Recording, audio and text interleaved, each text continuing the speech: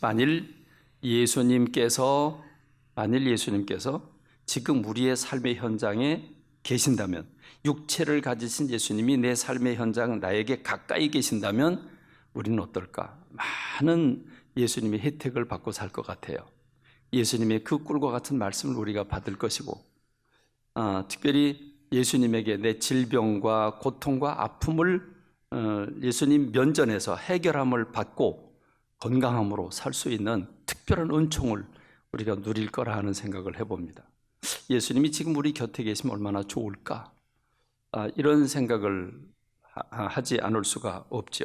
그런데 놀랍게도 예수님은 내가 너희들을 떠나가는 게 너희들에게 유익하다. 왜냐하면 나 대신 성령님을 보내줄 텐데, 나는 육체를 가지고 있기 때문에 너희들을 만나는 게 시공간적으로 제약을 받지만 성령님은 각 사람 안에 들어가 그 사람 안에서 그 사람을 도와주고 가르쳐주고 치유하고 돌보고 인도하는 역할을 하기 때문에 성령님을 보내주는 게 너희들에게 훨씬 더 유익하다는 말씀을 해 주셨습니다. 그래서 부활하신 예수님은 너희들이 어디를 가려고 하지도 말고 뭘 하려고 하지도 말고 성령을 받기 전에는 아무것도 하지 마라. 성령을 받기까지에는 예루살렘을 떠나지 말고 기다려라 하는 말씀을 주셨습니다. 예수님이 하신 이 중요한 이 말씀에 제자들이 과연 어떻게 반응했는가 하는 것입니다. 그 반응한 모습을 오늘 우리가 함께 나누게 될 것입니다. 첫 번째는 약속하신 성령을 예루살렘을 떠나지 말고 기다리라고 한 주님의 말씀을 제자들은 어떻게 반응했을까? 그 첫 번째가 예수님의 제자들은 예루살렘에 돌아왔다, 예루살렘에 머물러 있었다 하는 것으로 반응을 나타냅니다. 사도행전 1장 8절은 예수님이 승천하시기 전에 마지막으로 하신 말씀입니다. 오직 성령이 너희에게 임하시면 너희가 권능을 받고 예루살렘과 온 유다와 사마리아와 땅끝까지 이르러 내 증인이 될 것이라는 말씀을 주셨습니다. 이게 예수님이 이 지상에서 마지막으로 하신 말씀입니다. 이 말씀을 하시고 사도행전 1장 9장은 이렇게 말씀하죠. 이 말씀을 마치시고 그들이 보는데 올려져 가시니 구름이 그를 가리어 보이지 않게 하더라 그랬습니다. 다시 말하면 승천하신 것입니다. 이 마지막 말씀, 성령이 너에게 임하시면 너희가 권능을 받고 땅끝까지 내 증인이 될 거라고 한 이 마지막 말씀을 선포하시고 나서 예수님이 하늘로 부상을 하십니다. 올라가십니다. 점점 주님의 모습이, 하늘로 올라가시는 그 주님의 모습이 점점 멀어집니다. 그러자 흰옷 입은 두 천사가 그들 곁에 서서 이렇게 말을 합니다. 갈릴리 사람들아, 어째서 하늘을 쳐다보느냐? 너희 가운데서 하늘로 올려지신 예수는 하늘로 가심을 본 그대로 오시리라 라고 천사들이 소망을 줍니다.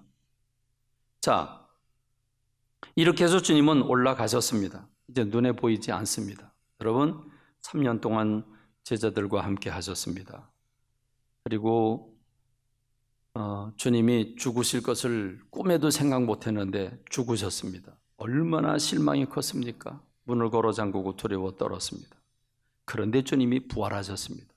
이건 또 웬일입니까? 주님이 부활하셨단 말입니다. 어마어마한 삶의 변화가 일어났습니다. 그 주님이 40일 동안 예수님의 제자들과 함께 계시더니 주님은 하늘로 서서히 승천하시면서 영원히 그들 눈에서 멀어져 갔습니다. 여러분, 하늘로 완전히 올라가신 그 예수님, 아무것도 보이지 않는 그 하늘을 쳐다보면서 예수님의 제자들은 어떤 생각을 가졌을까? 여러분, 한번 2000년 전의 그 상황으로 돌아가 보시죠. 예수님의 제자들은 어떤 표정을 했을까? 아마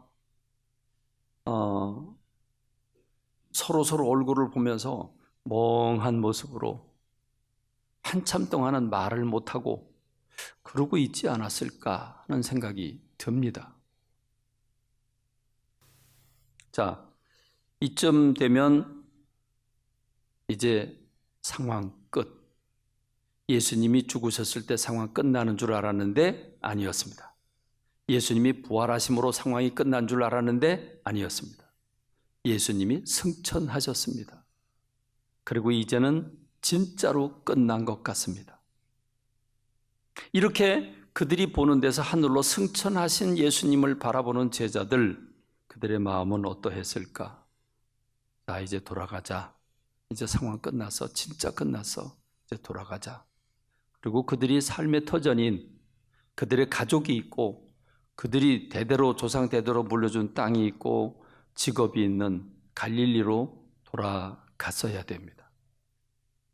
근데 그들은 갈릴리로 가지 않았습니다. 우린 지금 제자들이 감람원이라 하는 산으로부터 예루살렘에 돌아오니 이 산은 예루살렘에서 가까워 안식일에 가기 알맞은 길이라. 그러니까 예수님이 승천하신 날은 안식일이라고 하는 거죠. 안식일 날 가도 되는 가까운 거리에 있는 이 감람원 또는 감람산 이렇게 얘기를 합니다. 감람나무가 많아서 감람산이라고 이름을 지었다고 그럽니다. 어쨌든 예루살렘으로부터 거리가 가까운 곳에 그들은 잠시 둘러서 보따리를 챙겨가지고 갈릴리로 가려고 예루살렘으로 돌아온 게 아니라 그들은 예수님의 말씀을 생각하고 예루살렘으로 돌아온 것입니다. 고향으로 돌아가지 않았습니다. 그들은 예수님에 대한 소망을 가졌습니다. 그리고 돌아왔습니다. 오늘 우리가 읽은 본문이 바로 그 본문입니다. 들어가 그들이 유하는 다락방으로 올라가니 그 다락방은 마가의 다락방인데 성벽에 붙여진 집입니다. 그 성벽에 붙여진 집 마가의 다락방 2층입니다. 여기 12제자가 있었고 그리고 여자들과 예수의 어머니 마리아와 예수의 아우들과 더불어 같이 모였는데 그 모인 사람의 숫자가 120명이나 되더라 이렇게 말씀하고 있습니다.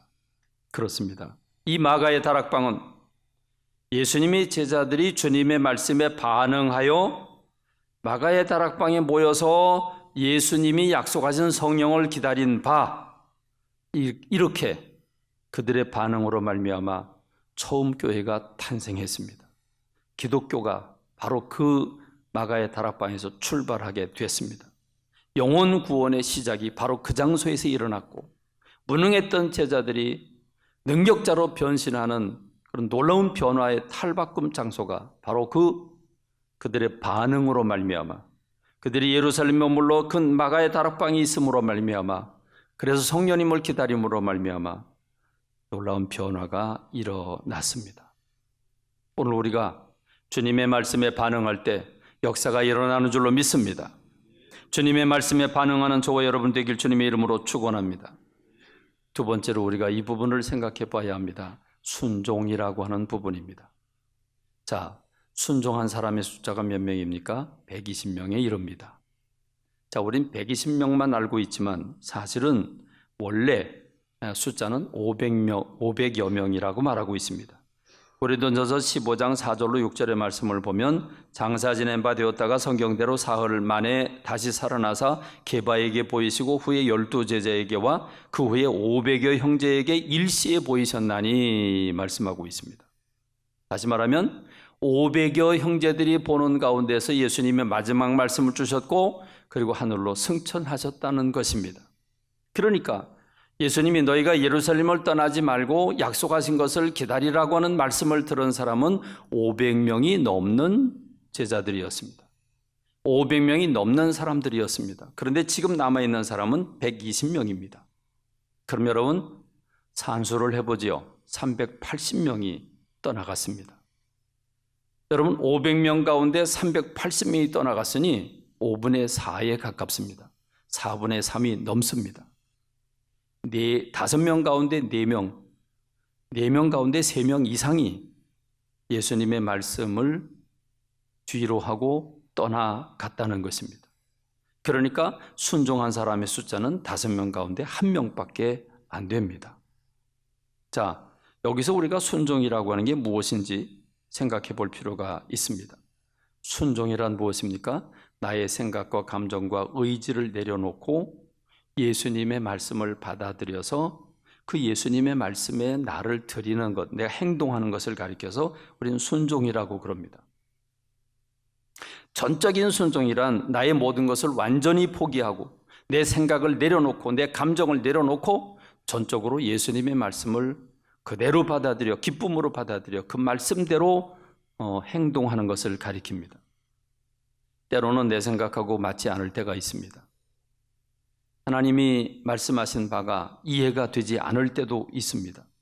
그런데 제자들이 삶의 터전이 갈릴리로 돌아가지 않고 이제 예수님이 떠나가셨고 모든 상황은 완전히 끝났는데도 불구하고 그들은 예수님의 말씀에 순종하여 예루살렘에 그대로 머물러 성령님을 기다렸습니다.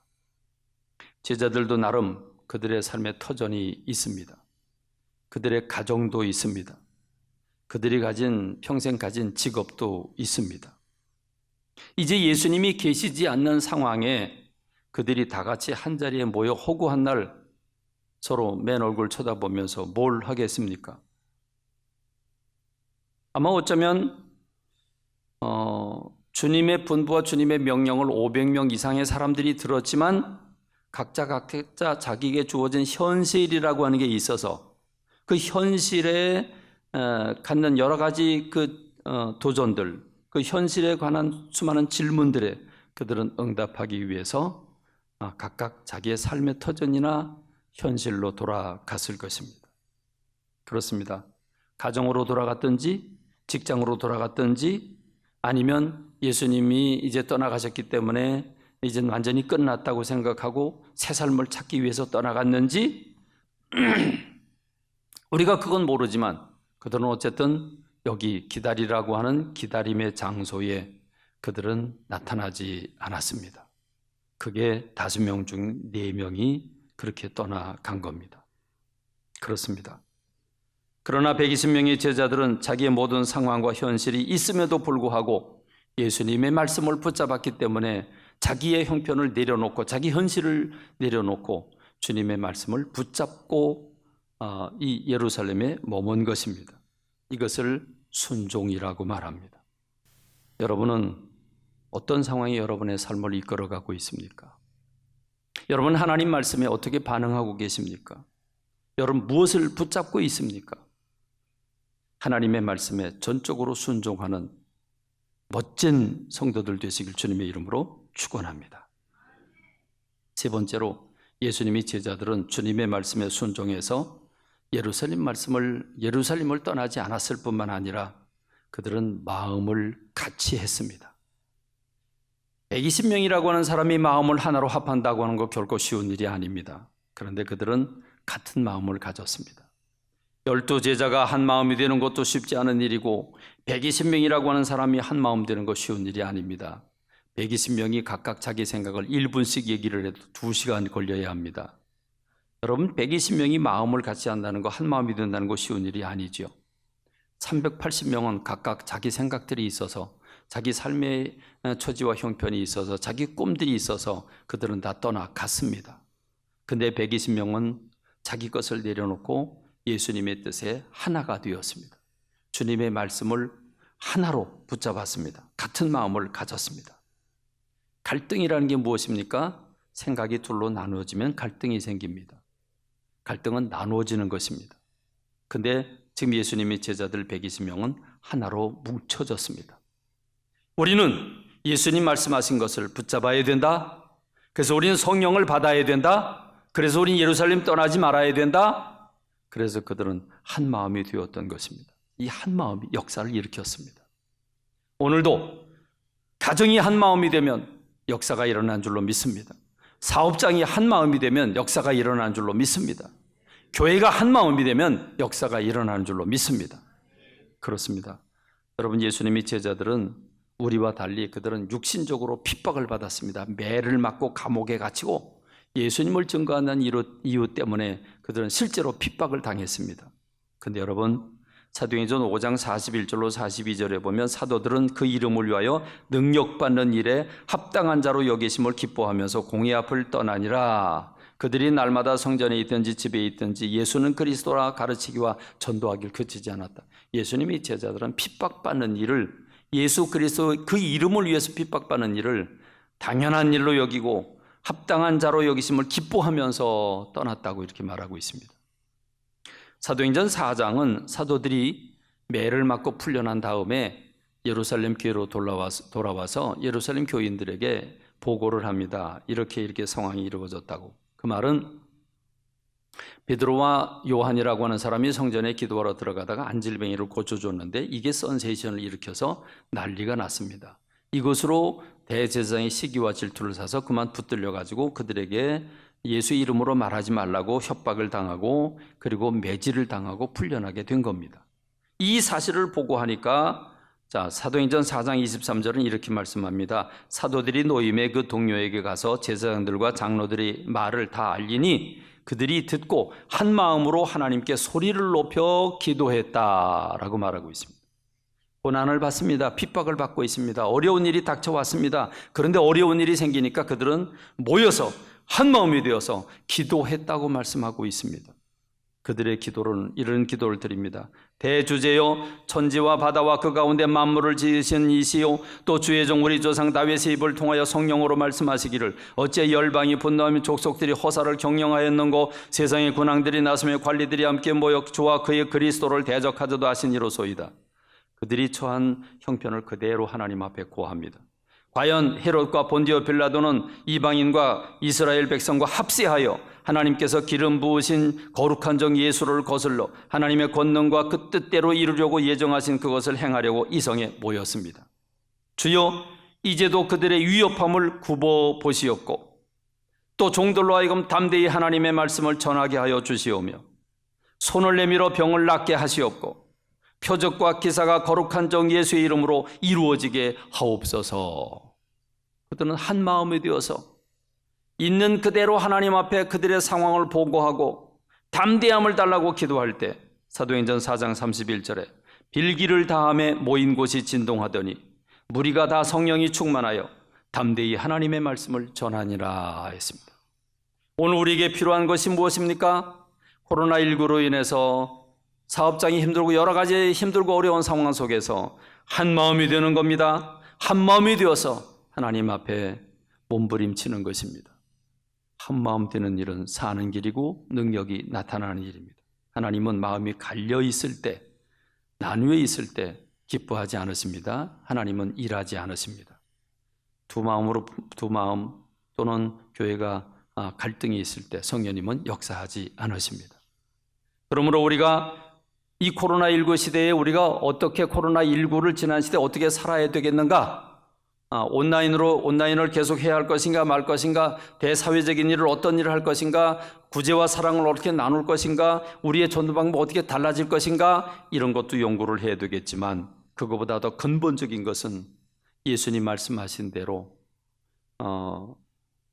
성령을 받기까지 예루살렘을 떠나지 말고 약속하신 것을 기다리라고 하는, 여기에 우리가 한 마음이 돼야 되는 줄로 믿습니다. 마지막으로, 그러면 예수님의 제자들은 한 마음으로 무엇을 하면서 기다렸습니까? 기도하면서 기다렸습니다. 오로지 기도하였더라라고 말씀하고 있습니다. 그렇습니다. 오로지 기도했다는 말, 여러분 오로지라고 하는 말을 지금까지 저는 조금 잘못 해석을 했습니다. 오로지라고 하니까 뭐 밥도 안 먹고 일도 안 하고 잠도 안 자고 그냥 오직 기도만 했나 보다, 그런 줄 알았는데 그게 아니고, 여기서 말하는 오로지라고 하는 말은 오직 성령님을 받는 일에 그 한 마음이었다. 오직 성령님을 받는 것이 우리들에게 유일한 길이다. 이것을 기도로 표현했다는 것입니다. 무슨 말입니까? 기도란 무엇입니까? 일반적으로 기도는 대화라고 부릅니다. 근데 이 대화가 정말 간절히 바라는 게 있으면 대화가 간청이 될 수 있습니다. 기도는 대화이지만 기도는 내가 하나님을 향한 신뢰 속에서 하나님을 향한 내 마음을 열어놓는 것을 기도라고 말합니다. 오로지 기도에 힘썼다는 말은 성령님을 기다리는데 기도라고 하는 루트를 통해서 성령님을 기다렸다는 뜻입니다. 기도란 무엇입니까? 열린 마음으로 주님의 말씀을 또 받는 것을 기도라고 말합니다. 기도란 약속을 믿는 마음을 가졌다는 그 자체입니다. 기도란 주님의 말씀을 기쁘게 받아들인 것을 의미합니다. 오로지 기도했다고 하는 것은 분명한 목적을 가지고 열린 마음으로 주님의 말씀이 이루어지기를 갈망하면서 부르짖었다는 말입니다. 여러분이 말씀을 받고 반응을 하는 방법은 한 마음이 돼서 이 성령님을 우리 안에 부어달라고 기도해야 되는 줄로 믿습니다. 오로지 기도에 힘쓰더라. 이것은 초대교회가 성령 받는 비결을 우리에게 깨우쳐 주었습니다. 성령 받겠다고 하는 목표를 분명히 하고 주님이 주시지 않으면 안 된다고 하는 절박감을 가지고 다윗의 심정으로 부르짖어야 합니다. 다윗은 이렇게 하나님이여 내 마음이 확정되었고 내 마음이 확정되었사오니 내가 노래하고 내가 찬송할 것입니다. 내 영광아 깰지어다. 비파야 수금아 깰지어다. 내가 새벽을 깨우리로다. 새벽을 왜 깨웁니까? 다윗이 새벽을 깨우는 이유가 무엇입니까? 그는 지금 굴 속 깊은 곳에서 신음하고 있습니다. 굴 입구에 사울이 군대와 더불어 지금 굴 입구에서 진을 치고 있기 때문입니다. 그런데 다윗은 그 굴 깊은 속에 숨어 있습니다. 사울이라고 하는 이 왕이 삼천 군사를 거느리고 다윗을 잡으러 쫓아다니는데 만일 사울이 의심이 많아서 이 굴이 굉장히 깊구나, 저 굴 속에 누가 있는지 좀 찾아봐라, 혹시 살펴봐라, 그리고 사람을 보냈더라면 그럼 다윗은 도관에 든 쥐가 돼버리고 말았을 것입니다. 여지없이 그의 생명 초계처럼 당하고 말았을 것입니다. 그러니 여러분, 그 밤이 얼마나 길었겠습니까? 그 밤에 그가 얼마나 가슴이 뛰었고 얼마나 불안하고 얼마나 두렵고 떨렸겠습니까? 그 긴 밤 숨소리 제대로 내지 못하고 침묵을 지키면서 그 굴 안에서 꼼짝없이 사울이 나가기만을 기다려야 되는 그 다윗의 심정. 그래서 그는 죽겠다고 살려달라고 기도하는 게 아니라 하나님이여 내 마음이 확정되었고 내 마음이 확정되었사오니 내가 노래하고 내가 찬송하리이다. 내 영광아 깰지어다. 비파야 수금아 깰지어다. 내가 새벽을 깨우리로다. 이런 절박한 심정으로 우리가 새벽을 깨워야 합니다. 낮이고 밤이고 오셔서 기도해야 됩니다. 이번 주간에 내내 저는 교회를 들락날락거렸습니다. 이 교회를 들락날락거리는데 어느 누구도 교회에 와서 기도하는 모습을 찾아보기가 힘들었습니다. 제가 없을 때 여러분 와서 다 기도하셨겠지요? 여러분, 새벽을 깨워야 합니다. 일주일에 한두 번 그냥 얼굴 보이는 게 아니고 매일매일 이 절박한 심정으로 내가 성령 받기 전엔 아무것도 할 수 없다고 하는 이 성령님은 부활의 증인이 되는 데만 도움이 되는 게 아니라 성령님은 여러분이 여러분의 삶을 살아나가는데도, 학생들이 공부하는데도, 장사를 하는데도, 자녀를 키우는데도 여러분이 돈을 뜯어가겠다고 여러분 우리에게 수많은 문자들 오고 있지 않습니까? 그런 속에서도 성령님께서 이거 아니다, 성령님이 그 길을 막아주시고 깨우쳐 주시면 안전해지는 줄로 믿습니다. 얼마나 보이스피싱이 수법이 대단합니까? 똑똑한 사람들이 다 걸려 들어갑니다. 근데 여러분 성령님이 경계를 해주시면, 성령님이 깨우쳐 주시면 안전한 줄로 믿습니다. 아무리 분석하고 난리를 해도 주식이 올라가고 내려가고 무슨 사건이 어떻게 일어날지 어떻게 압니까? 그러나 성령님께서 인도해 주시면 주식도 되는 줄로 믿습니다. 여러분, 성령님은 우리 일상의 모든 삶에 우리를 행복으로 이끌어 주시는 리더입니다. 그러므로 성령 받는 일에 최우선 모든 걸 거는 여러분 되시기를 주님의 이름으로 축원합니다.